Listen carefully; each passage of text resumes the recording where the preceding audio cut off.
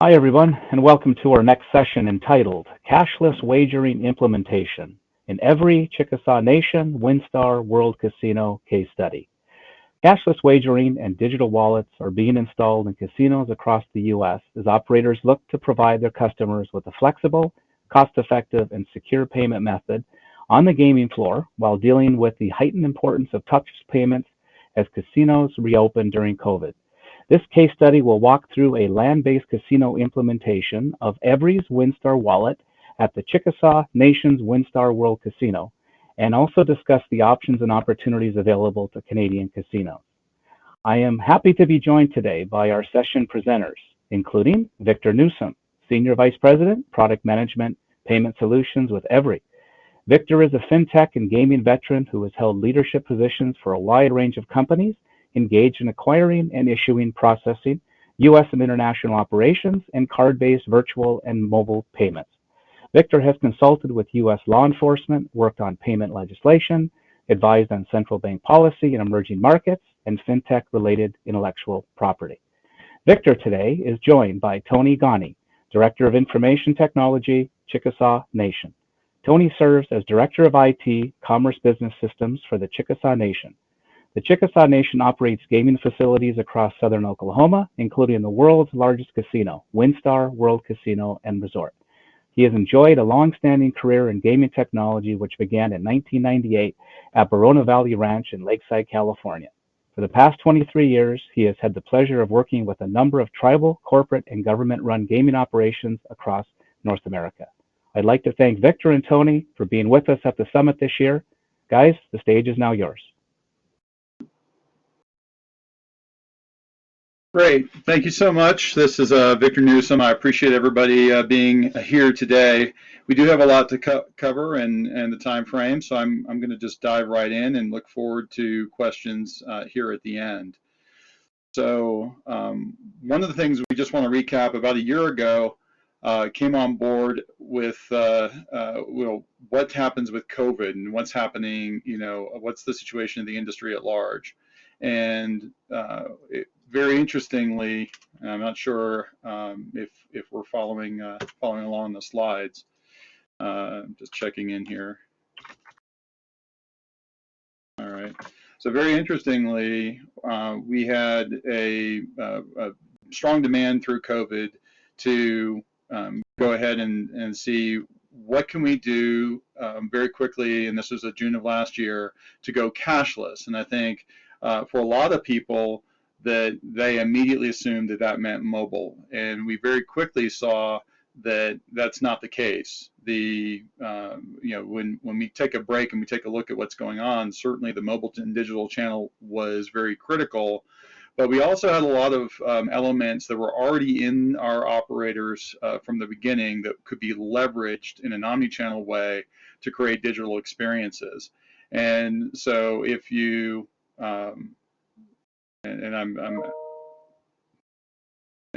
I'm getting a note here that people aren't seeing the screens advance. 1 second for technical difficulty.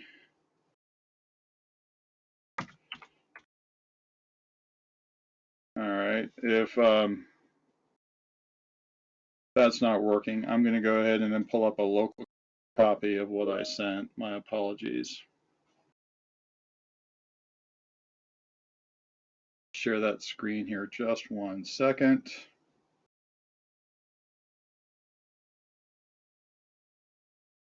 While we're moving along, I'll just keep with the narrative, and we will catch up. So,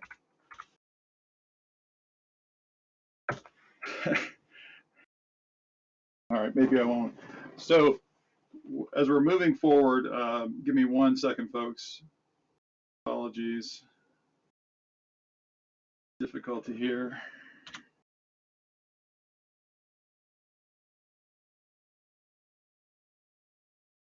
Technology is a beautiful thing. All right, I'm going to be switching over the screens now. Share button.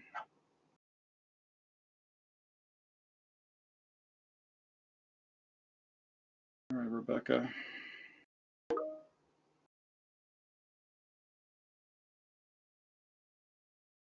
The no, Rebecca, it's not. Just shows full screen.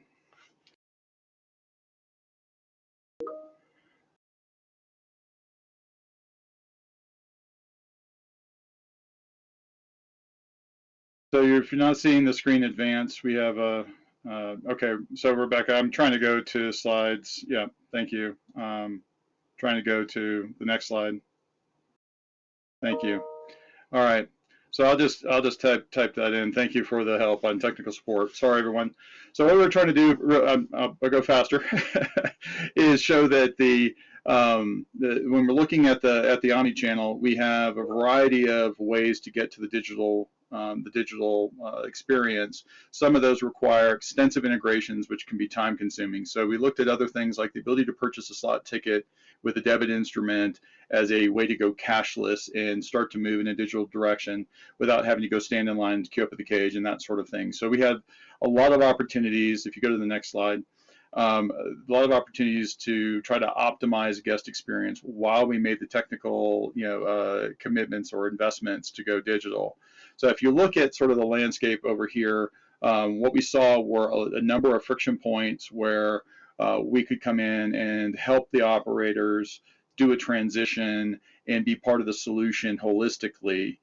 So you see some of those on the bottom there. We have things like the data privacy, AML, KYC, banking payments services, because every sort of sits as a private bank within the casino operations.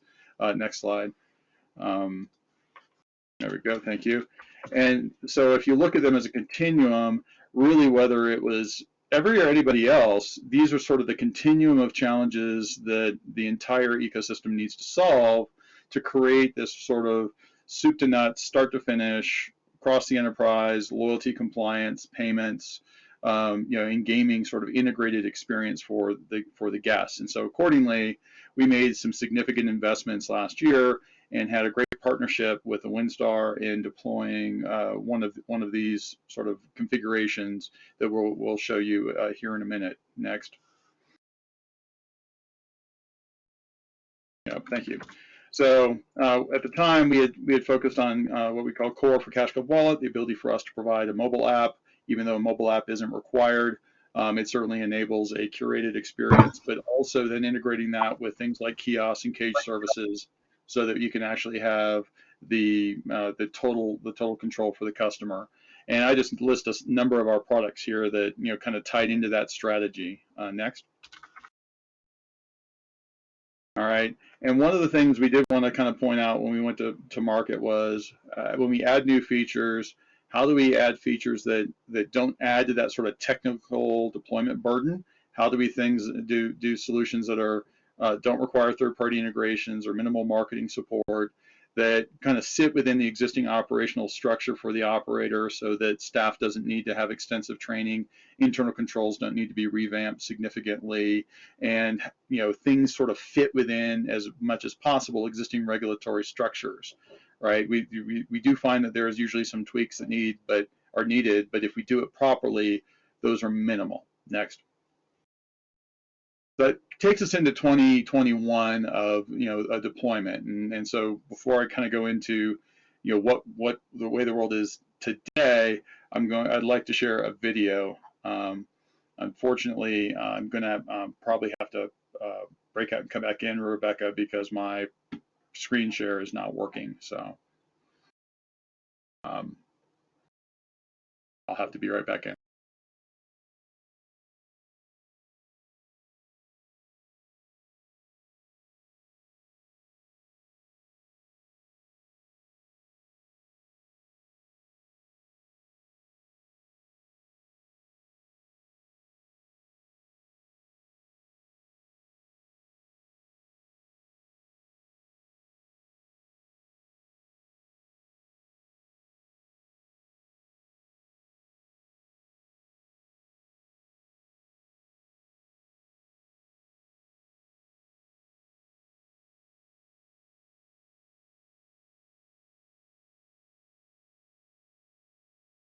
We'll move on.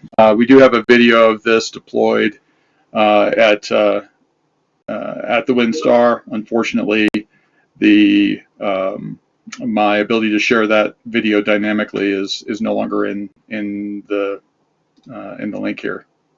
So, all right, so let's just go to the next slide.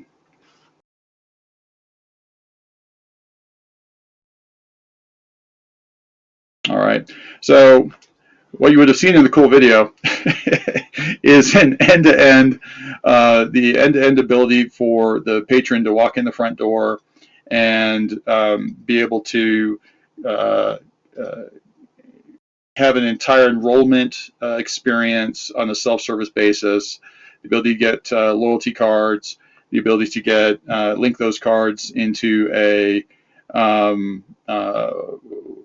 wallet that we control as a payments, essentially a payments credential, and then the ability to transact on that. So we have an entire customer digital journey. So if we just go through the slides, go through the next slide. And I will attempt to share the link. All right, so there's a link for everybody in the audience. It's as a reference point. So what we have here is this is what the operators have been telling us that they're looking for. They're looking for a resort solution. They're not looking at a front end to the slot system itself necessarily, although that is a certainly a benefit. If you look at the slide here, you'll see that you have all the way, I call my bubble slide, bubble vision, gift shops, restaurants, spa, hotel, not just what's on the gaming floor, but what's off the gaming floor, and then as well as the ability to extend that into the online space. Those are things that when you look holistically for a patron or a consumer, those are critical. And it's not just critical from a guest experience standpoint, it's a key part of your value proposition when you're looking at trying to drive people or encourage people to adopt a digital-only sort of approach. And the other thing that we saw when we were going here is you couldn't just expect a light switch event where people are used to using Tito tickets or cash. Suddenly they're all doing non-cash activity. You have customer segments. Everyone's different. You have different age groups, different backgrounds, and so some of the folks like managing their play with paper, with Tito tickets, or with cash, with currency. So you have to kind of keep in mind the success or failure of conversion to new things is typically audience embraced, not necessarily operator driven. So that is kind of a key element here. So let's go to the next slide. And the other thing that, at least in our space, one of the things that put us a little differently was that we're not just the merchant of record for a payment transaction, we're also the processor. And so what we were able to bring in was more of an ecosystem infrastructure. But regardless of whether you have someone that can do that or not, you still want to answer the same questions because you're solving the same problem, right?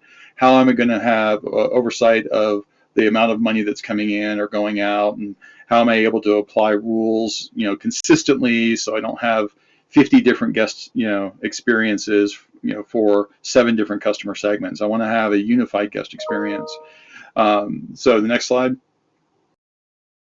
And when we're talking with regulators, it's really important for them to understand how we're protecting the consumer, how we're licensed, what we're bringing into the operator infrastructure. And then, as I said, one of the things we were doing is we're essentially converting that cage into a digital experience. So we become a depositor, not just for gaming credit that is a liability on the operator system and that has all these obligations to it, but that we actually act as a sort of a banking as a service within the operator's footprint, rather than just a payment provider, and can provide these sort of services.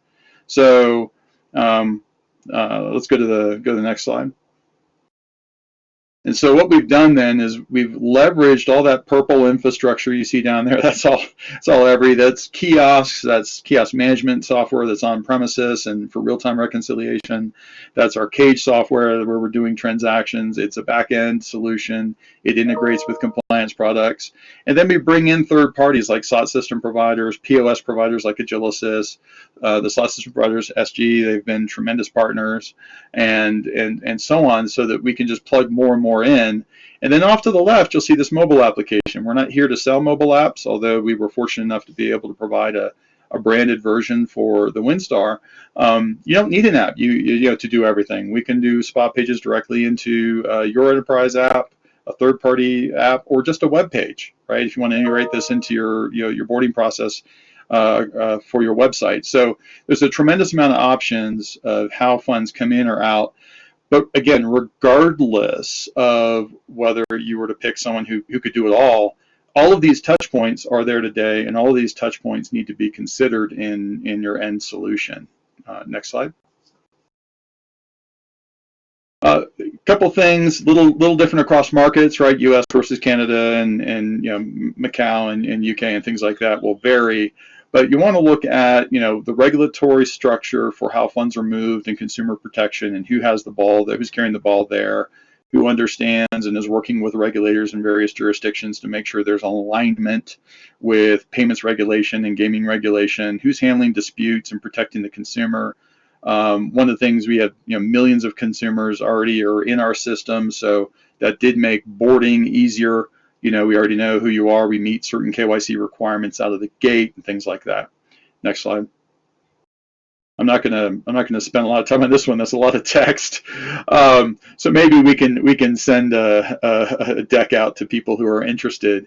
But I just touch on some of the things that I've already covered. But again, being embedded in the operator's sort of operational flow is a critical element. Being able to serve casino employees and consumers and regulators, right?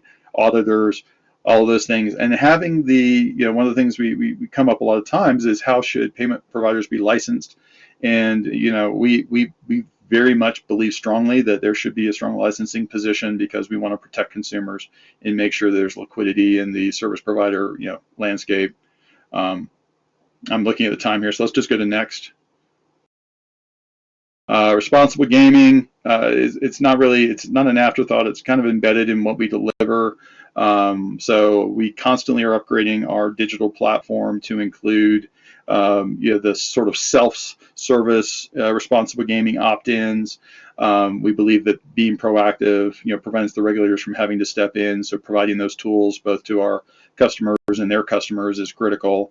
Omni-channel is critical. Multi-property, multi-jurisdictional, multi-transaction type support. Again, all those different customer journeys are critical to think about, and that's what we've delivered.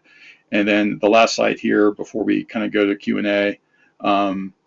If you all had that link, it's a 5-minute video, so it should be quick. But that last slide, Rebecca. Thank you. So just from a summary standpoint, one of the things we delivered for the WinStar was, you know, in the U.S. here, we're holding money in an FDIC-insured bank account, so the consumer funds are protected. We are managing that account as a money service transmitter, not just as an MSB. So we can move the money where it needs to be in a compliant way. We're acting as a bank. We are not a bank, you know, as Chime did, but we are acting as the bank inside the casino, dedicated for that customer across our customer's footprint. You know, we are operationally hyper efficient in terms of integrating this new product into the existing footprint. And then if we start looking at acting as a broker for funds, we take it on ourselves to be the transaction broker. If you have a third-party system that you want plugged in, a POS system, a ticketing system, then we recognize this is only as valuable as its maximum reach on behalf of the patron. Multiple forms of payments, and we don't really have time to go into it, but we continually add things like OCT, real-time payments are on the roadmap, crypto's in the mix, you know, not just, you know, the payment card networks that you would expect. We're constantly looking for ways to bring in a compliant value add to our guest experience. And with that, not being able to share the video, I will go ahead and I guess, open up for questions since we have about, I guess, 10 minutes.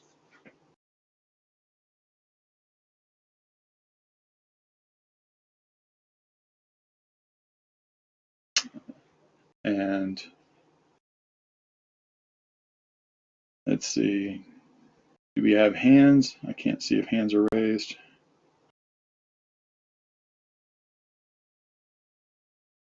Okay, so I believe we had some questions that I've gotten from different folks over the course of several presentations. Let me just pull up my little list here.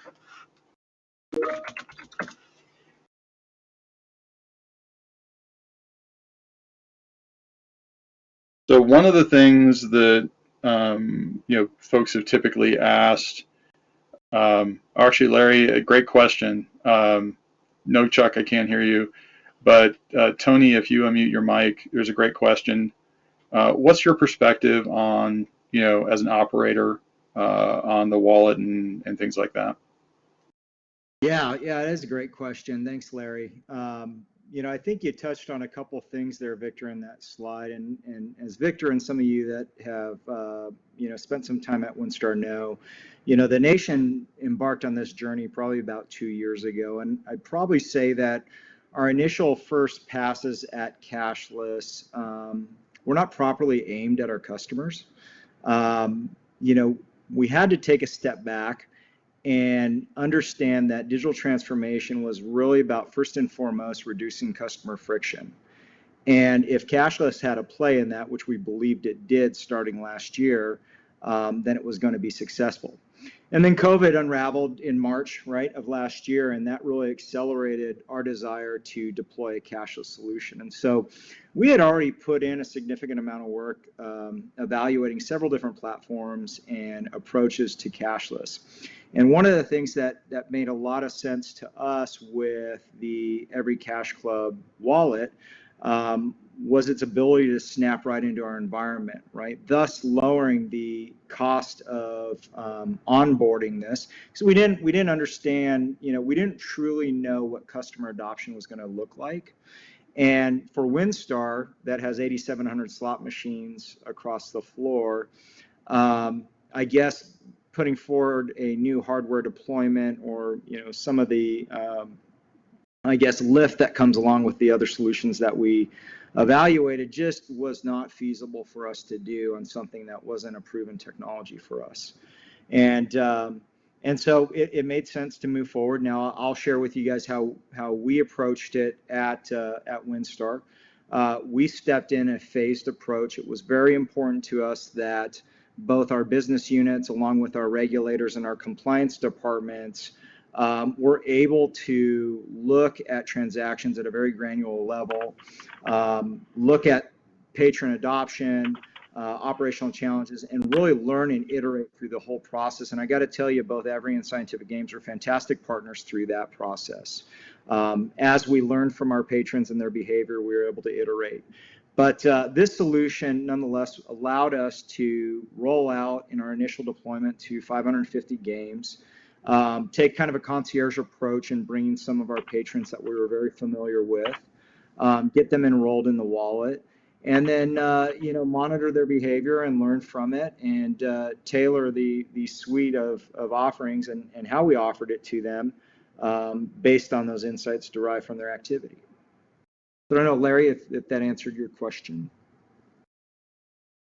So if I may, Vic and Tony, can I ask another question, please? Sure. What is the biggest challenge patrons face in the digital transformation to cashless gaming, please? You want to go first, Victor, or you want me to go first? Well, I'll just piggyback on the things I've already said. Was there are multiple customer segments, and whether it's gaming or any other, and this is my experience globally, not just in the U.S. But when you're introducing a new payment mechanism, there are some key elements that you have to hit the marks on, or you run the risk of just alienating the consumer. And there's got to be a trust element. They have to trust, how it is presented, who is doing it, that it's safe, it's secure, right? It has to be available when they need it. You get one shot, really, for them to not get their money and they walk away because they don't trust it anymore. You've got convenience in the mature markets like the U.S. Customers value convenience. They'll pay for convenience, but if it's not convenient, they won't have anything to do with it. And you really saw that with payments at the grocery store with mobile or tap. It wasn't until the pandemic that really saw a massive uptick. Things like that are just, those are the challenges. And then you also have the psychographic behavioral type stuff where someone's used to doing things a certain way. And so they're kind of deeper in the trench of trying to pull them out of that behavior. It's got to be a compelling sort of thing. And that's why you have these 20% early adopters, then some sort of scaling, and then a tipping point where everybody else says this is a great idea and they jump on the bandwagon, and you have a couple 20% holdouts. So those are the things you just have to be prepared for and provide sort of a legacy option as you transition and make sure that what you're delivering is new really hits the mark. Tony? No, I think it was very well put. At the top of our list, the key tenets were, choice and convenience. We have all these existing touch points throughout the resort, and we needed to make sure that it was a very easy transaction process to use the digital wallet at all those touch points. Whether you were ordering a cup of coffee at Winning Picks, whether you're doing a cash advance, loading money onto your credit meter, or moving money off of your credit meter at the game. And so that was first and foremost. What we did not want to do is reduce or constrict any of those touch points to cashless only. So if the customer or the patron wanted the ability to print a voucher or use cash at the game, then that decision point remained inside of their realm. The other thing Victor touched on, I use a different word, I call it muscle memory. I had the opportunity to sit with quite a few patrons and solicit some feedback from them in the early stages of the deployment.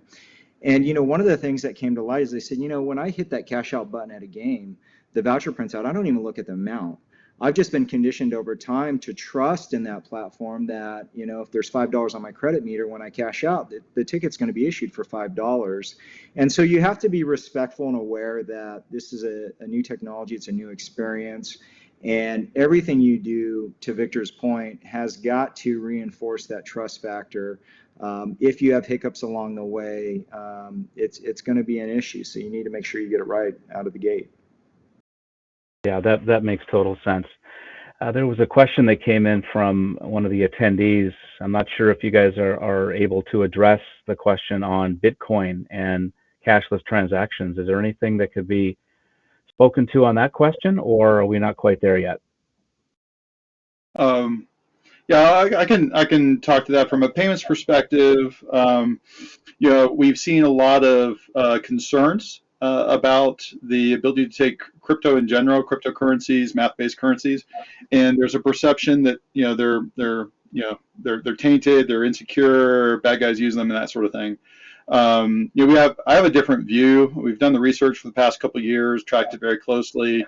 And with the right controls, if you follow the Columbia pipeline, ransom, for example, they were able to track those assets back to the wallets where they landed, because unlike fiat currencies, the blockchain is permanent. So you're able to walk forward and walk back along a chain to follow that asset to its destination, even if it hops through multiple intermediaries. I actually believe that as an asset class, it's better than money in some regards. But because it is new and there's a lot of learning and education to be done, we're offering a crypto transactional element that will be up to $300, so that you could have a non-card network-based deposit into the wallet of an approved crypto asset that has been screened by a service like Chainalysis. We are also going to be introducing a higher denomination product later on that will allow for larger transfers, that is more of an industrial grade, Department of Homeland Security, FCA approved, NSA approved type solution. So I believe that is a future for payments. I believe it is something that a growing part of our mutual customer base wants to have access to, and we're going to be receptive to that. That's great. Well, Tony and Victor, thank you guys for joining us today. We really appreciate it. we're running a bit over, so we will now move to the next session. And any other questions that come in, we'll make sure we get them over to you guys to address.